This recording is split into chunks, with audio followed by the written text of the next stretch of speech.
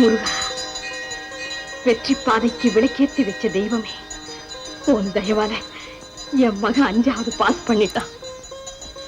இதே போல ஒவ்வொரு வருஷமும் அவனுக்கு வெற்றியை கொடுத்து இந்த ஏழை தாயினுடைய ஆசையை நீதான் நிறைவேற்றி வைக்கணும்.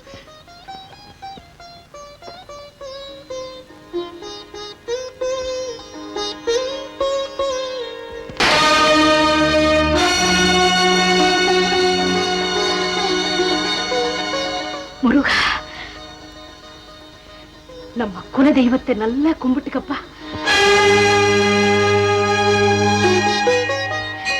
என் பிள்ளைக்கு காலேஜில இடம் கிடைக்கணும், அவன் படிச்சு பெரிய பட்டதாரி ஆகணும்.